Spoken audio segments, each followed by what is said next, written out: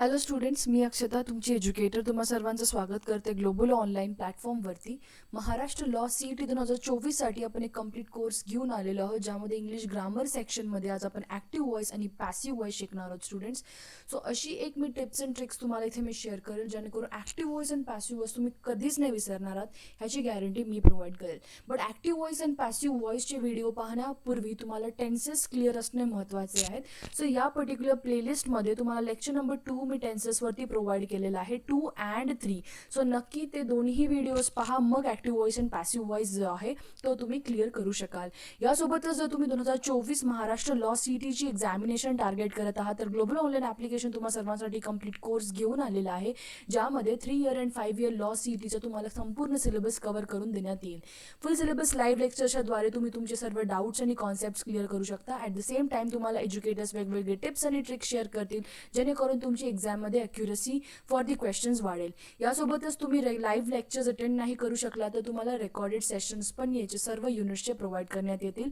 50+ mock टेस्टच्याद्वारे तुम्ही तुमचं प्रेपरेशनला taste करू शकता, ॲनलाइज करू शकता. यासोबतच मॉक टेस्टमधले विचारले जाणारे प्रश्न डिरेक्टली एक्झाममध्ये पण रेप्लिकेट होऊ शकतात, म्हणून हे खूप जास्त महत्त्वाचे आहे. यासोबतच 2000+ MCQची सिरीज, ज्यामध्ये तुम्हाला PYQ सोबत most repeated highly expected questions in the examination जे की डिरेक्टली विचारल्या जाऊ शकतात, अशा पद्धतीने ह्या MCQच्या सिरीजला डिझाईन करण्यात आलेली आहे. सो ही जी कोर्स फीस आहे 2400 रुपीज आहे. दिलेल्या व्हॉट्सॲप नंबरच्याद्वारे तुम्हाला कॉन्टॅक्ट करायचं आहे कोर्सच्या एनरोलमेंटकरिता. यासोबतच तुम्ही फ्री व्हिडिओज पण पाहू शकता.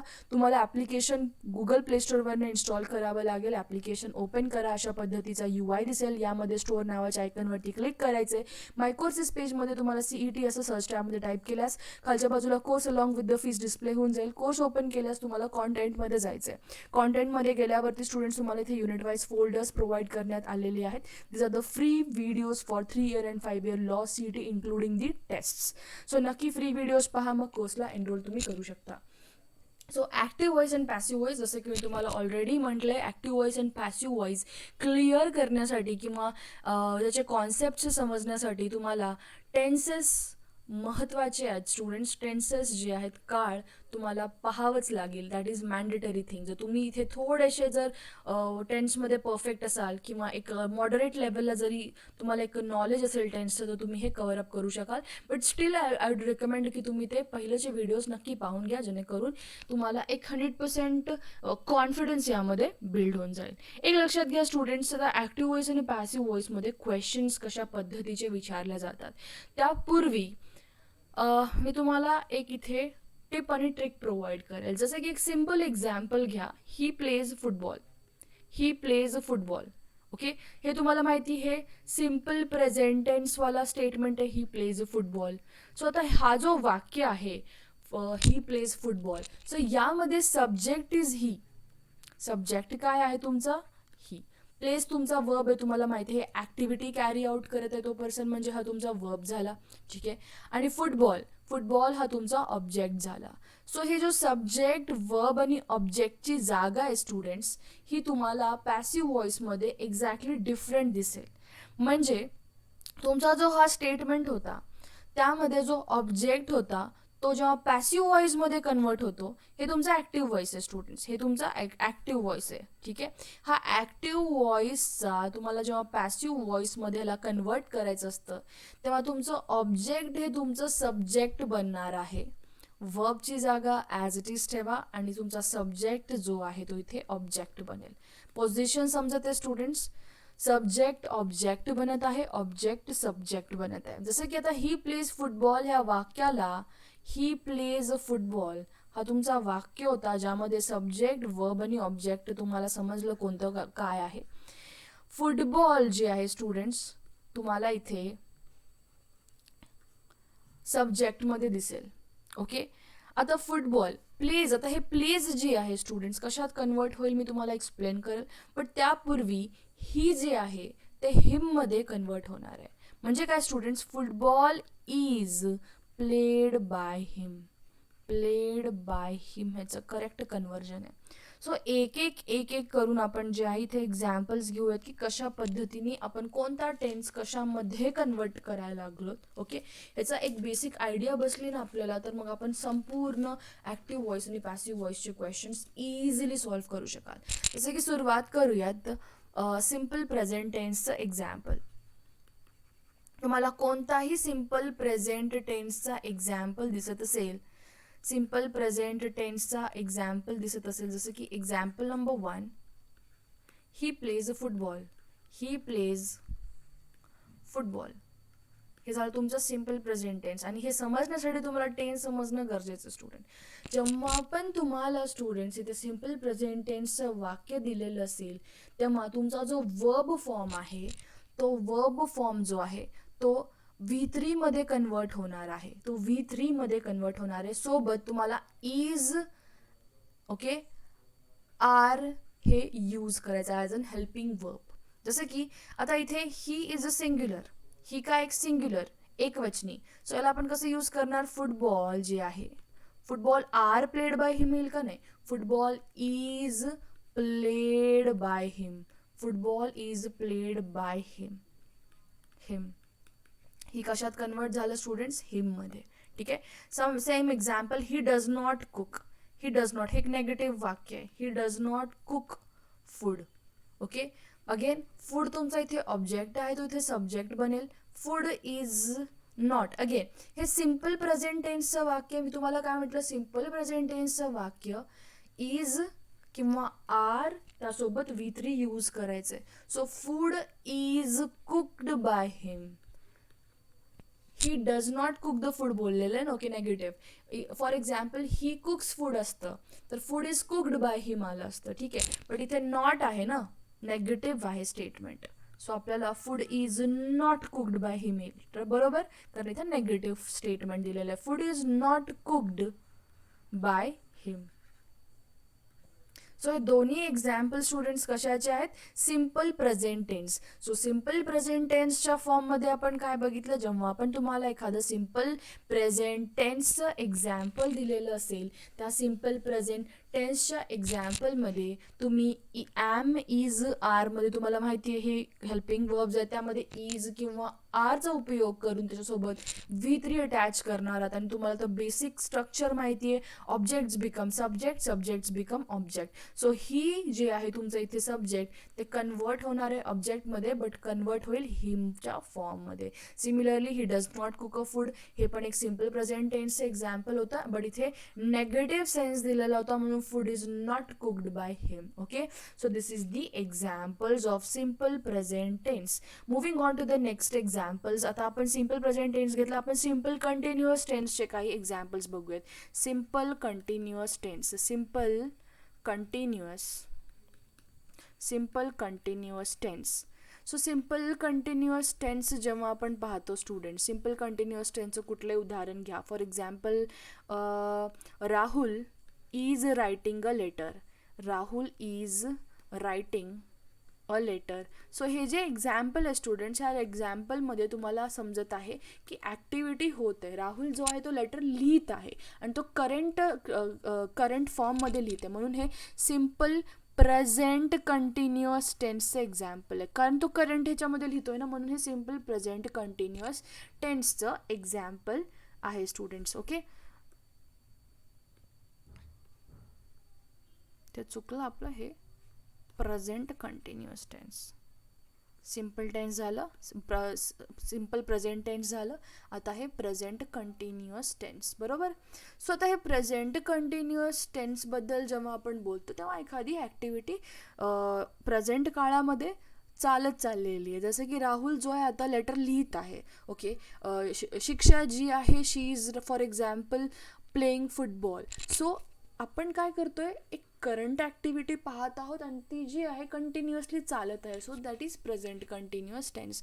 सो अशा फॉर्ममध्ये अगेन सेम स्ट्रक्चर ठेवायचे तुम्हाला, subject becomes object, objects become subject. But आता या फॉर्ममध्ये जेव्हा आपण तुम्हाला एखादा कंटिन्युअस टेन्स दिलेला असतो स्टुडंट्स, एखादा कंटिन्युअस टेन्स दिलेला असतो, त्या कंटिन्युअस टेन्समध्ये तुम्ही बीइंगचा 100% वापर करणार आहात. Please try to understand. जेव्हा आपण प्रेझेंट कंटिन्युअस टेन्स असेल, पास्ट कंटिन्युअस टेन्स असेल किंवा फ्युचर कंटिन्युअस टेन्स असेल, ठीक आहे. सो फ्युचर कंटिन्युअस टेन्स नाही बोललेल मी सध्याला, फक्त प्रेझेंट कंटिन्युअस टेन्स आणि पास्ट कंटिन्युअस टेन्स असेल. हे दोन्ही जेव्हा टेन्सेस असतील, ह्या दोन्ही टेन्सेसच्या केसमध्ये आपण बीइंगचा वापर करणार आहोत. म्हणजे आता इथे जो ऑब्जेक्ट आहे a letter, so a letter येईल सब्जेक्टच्या फॉर्ममध्ये, अ लेटर, आणि जो वर्ब आहे स्टुडंट्स तो तुमचा helping verb as it is राहणार आहे, इज बीइंग. इजच्या नंतर काय वापर करणार आहात स्टुडंट्स, तुम्ही बीइंगचा वापर करणार आहात. आणि तुमचा जो वर्बचा ING फॉर्म आहे तो V3 मध्ये कन्वर्ट होईल, that is return by Rahul. is written by Rahul. So this is how we convert. Always remember present continuous असेल किंवा past continuous असेल, आपण नेहमी ॲक्टिव्ह टू पॅसिव्ह वॉइस जात असाल तर आपण बीइंगचा इथे वापर करणार आहोत. Rahul is writing a letter असेल, a letter is being written by Rahul, हे तुमचं करेक्ट आन्सर असणार आहे. सेकंड, अजून एक एक्झाम्पल घेऊया to clarify. For example, Kamal is cutting the trees.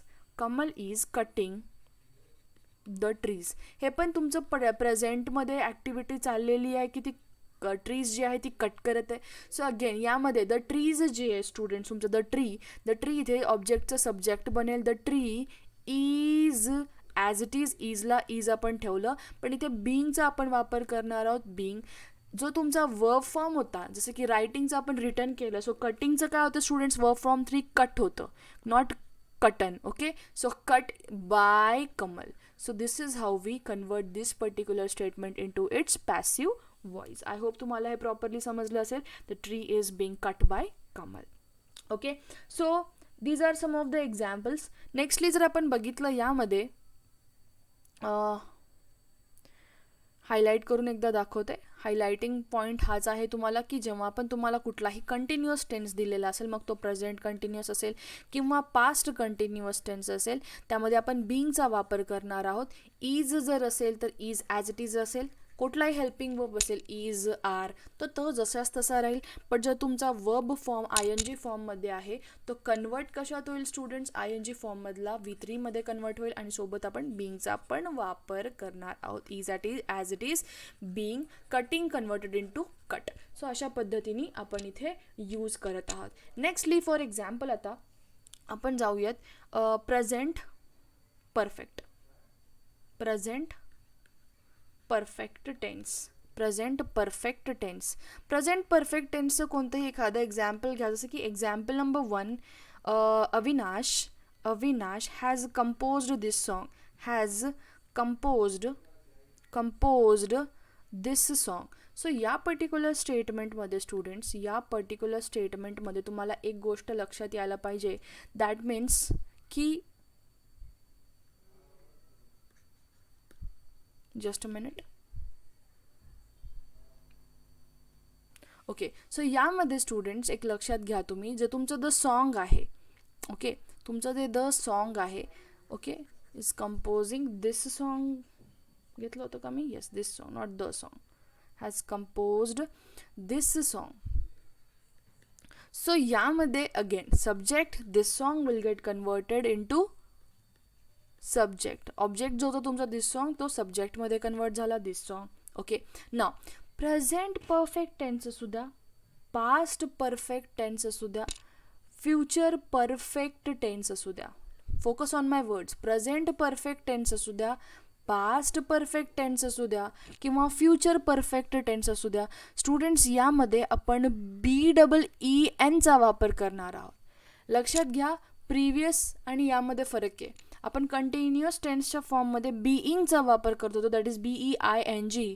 But आपण परफेक्ट टेन्सबद्दल जेव्हा बोलतो मग ते प्रेझेंट परफेक्ट असू द्या, पास्ट परफेक्ट असू द्या किंवा फ्युचर परफेक्ट टेन्स असू द्या, त्यामध्ये आपण बीइंगचा वापर करणार आहोत. जसं की Avinash has composed this song, यामध्ये this song has been composed by Avinash. Okay, has जो आहे तुमचा हॅज ॲज इट इज राहील, जसं की इज तुमचा इजमध्येच होता, राईट, आरमध्येच होता, हॅज पण हॅजमध्येच राहील. इथे तुमचा हॅजच्या नंतर बीन येणार आहे, नॉट की बीन. ह्यामध्ये स्टुडंट्स भरपूर कन्फ्युज होतात. अँड कंपोजला composed as it is, composed this song, composed by Avinash, sorry Avinash. Okay, so यामध्ये काय काय कन्वर्जन झालं, तुमचा जे ऑब्जेक्ट होता तो सब्जेक्ट झाला, सब्जेक्ट जो होता तो ऑब्जेक्ट झाला. यासोबतच स्टुडंट्स हॅजला हॅज ॲज इट इज. मी तुम्हाला काय ट्रिक सांगितली की जे परफेक्ट टेन्स असेल, मग ते पास्ट परफेक्ट असू द्या, प्रेझेंट परफेक्ट असू द्या किंवा फ्युचर परफेक्ट टेन्स असू द्या, त्यामध्ये आपण कशाचा वापर करणार आहोत, we are going to use been, we are going to use been. म्हणून हॅज बीन कंपोज्ड जो तुमचा वर्ब फॉर्म होता तो ॲज इट इज आपण इथे वापरलेला आहे, by Avinash. Okay, one more example I would like to take over here is example number 2. For example, I have watched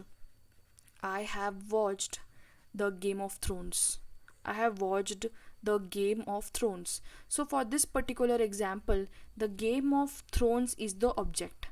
game of thrones जे आहे स्टुडंट्स ते तुमचं ऑब्जेक्ट झालं जे की सब्जेक्टमध्ये कन्वर्ट होईल.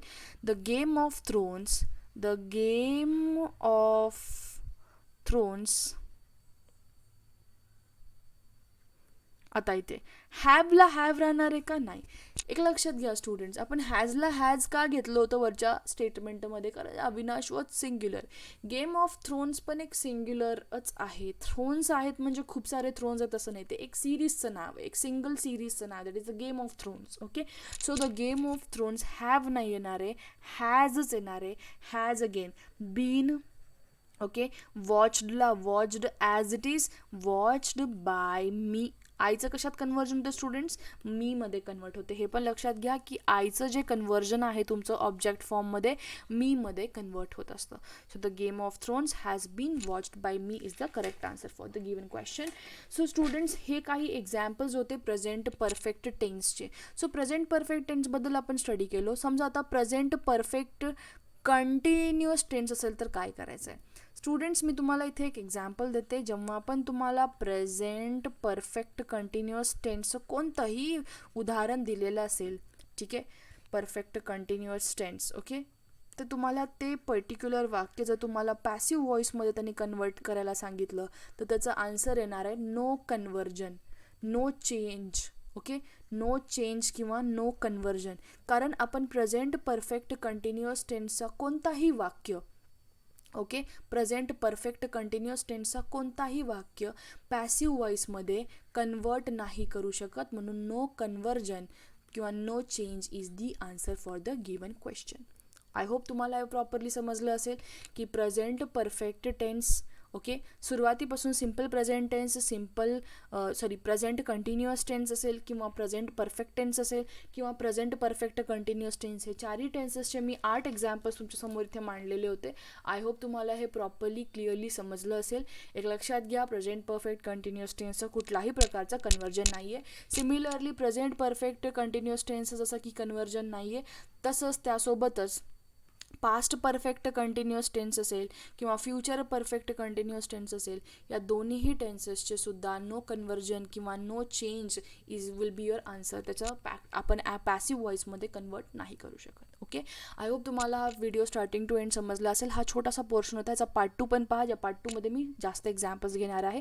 So without any further delay आपण पार्ट 2कडे पण जाऊया. Thank you for watching the video. Video आवडला असेल तर नक्की व्हिडिओला लाईक करा, कॉमेंट करा आणि चॅनल नवीन असाल तर नक्की सबस्क्राईब करा. Thank you for watching the session. Have a great day everyone. Bye.